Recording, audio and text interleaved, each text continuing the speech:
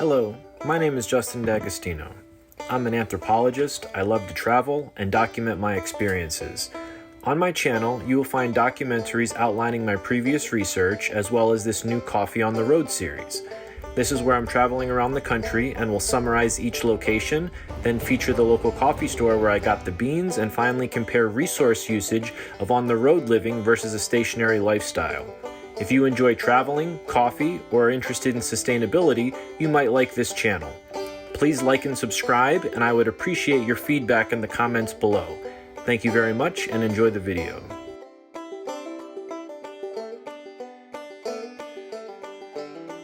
Great Smoky Mountains National Park is on the border of North Carolina and Tennessee. It might sound surprising, but with over 12 million visitors last year, this is America's most visited national park. Guests come to the Smoky Mountains to be in the impressive mountain ranges and see the diversity of plants and animals, including black bears, like these three that came right up to our front door. We have a Ring video doorbell that detects motion, and it caught this mother bear and her two cubs investigating our site. There's also been a larger male that's been coming by at night and causes all sorts of drama. The bears are usually not aggressive, and if they hear a loud noise, they'll run away. This area is also known for its trout fishing. Here I am making a cast, but I don't catch anything on this particular afternoon. But on another day, I did catch a 10-inch rainbow trout and cleaned it up nicely for dinner. This area is family friendly with attractions like the Old Mill District in Pigeon Forge that was established in 1830 and features many different kinds of restaurants, distilleries, and general stores. Moonshine has a deep history in the Smoky Mountains dating back to the mid-1700s. Today you can visit many distilleries in the area and do a moonshine tasting like this one at the Old Smoky Distillery that still has 2 working copper stills. From here, it's only a short drive to Gatlinburg, Tennessee, where there are plenty of daytime activities like this lift up a mountain to visit Anakista Theme Park, where there are many different shops, restaurants, treetop gardens, zip lines, and amazing views. When the sun sets and you go back into town, there are still amazing views and plenty of things to do, ranging from Ferris wheels like this one back in Pigeon Forge that stand over 200 feet tall, to dinner shows like Hatfield's and McCoy's, where you get a family-style all-you-can-eat dinner and a fun performance to watch and talk about on the ride home. There are many different types of places to stay, and I suggest this newly opened tiny house park called Mountainshire, where you can sit by a fire on the side of a mountain and then fall asleep in your own tiny home.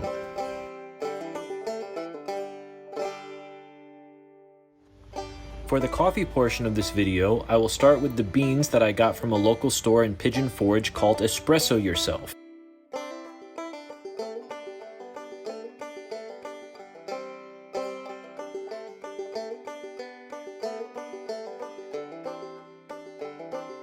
Trisha Pulliam. And what's the name of the store that we're in today? Espresso Yourself. Espresso Yourself. Yes. So how did you get involved with this store?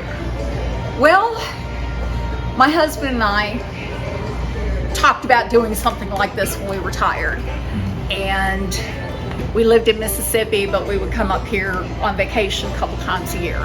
And when he passed away, I decided that I was going to run away and do something else, and got up here and found this little empty spot and thought, you know, that'd make a nice little coffee shop. So. And where are we right now?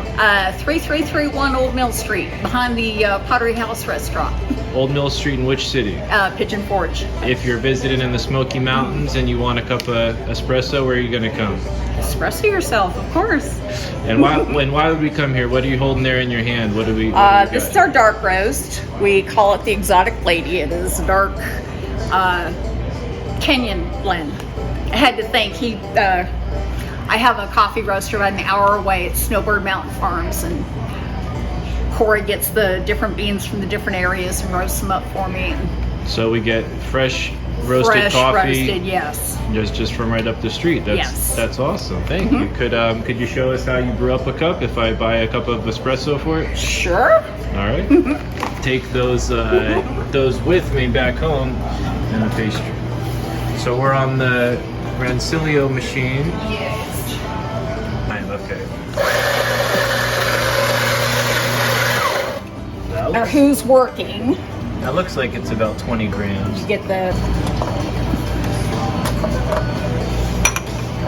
pull it in there so you can see the. That looks nice. Mm-hmm. All right, and then do we have any fresh pastries today? They're all in the oven right now. All in the oven, so they're, Yes. so they're going to be really fresh. Okay. They will be really fresh, yes. I'll wait a couple minutes for that, but that espresso shot looks About 30 minutes, we should have some hot, fresh muffins out. Okay, thank you very much. Thank you, Trisha, for the delicious coffee and blueberry muffin. I'm now going to brew up some espresso out of the exotic lady beans at my campsite on my Espresso Dream PID machine. On most days, I brew inside of the Imagine 2670 MK travel trailer, but today I'm brewing outside with the beautiful backdrop of the leaves changing colors here on Halloween in the Smoky Mountains. I'm using a Eureka Note grinder on a fine espresso setting to prepare 20 grams of grounds. I'm using a 5-second pre-infusion before getting up to 8 bars of pressure for about 30 seconds, or until I get an output of between 25 to 30 grams of liquid espresso gold.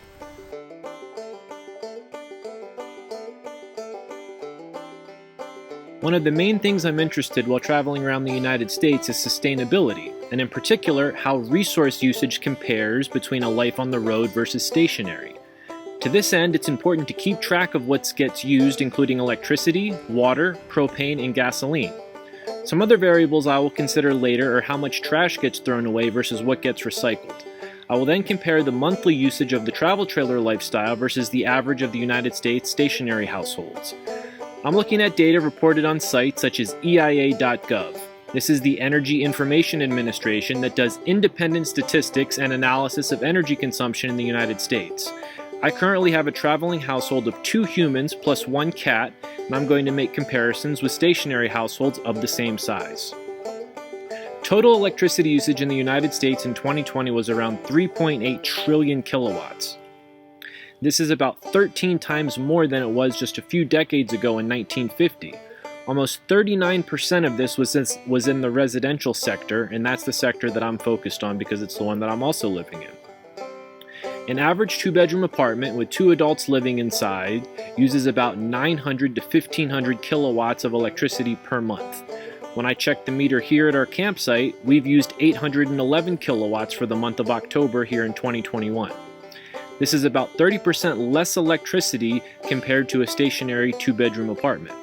However, we must also factor in propane usage that we've used for cooking, as well as the furnace to heat the travel trailer now that it's getting colder. This month we have refilled the propane tanks 2 times, and that equates to using about 80 pounds of propane gas. The average household of 2 that has propane appliances, such as a furnace or a water heater, stove, etc., uses around 120 gallons of propane. This comes out to us using about 30% less propane than the average household that's stationary that has propane appliances. For water usage, an average stationary person uses about 90 gallons per day. So if you have 2 people per month, that comes out to about 5,400 gallons of water. This month, we've used around 1,100 gallons, and that comes out to about 80% less than the average stationary household. The final metric I'm going to calculate this month is our gasoline usage.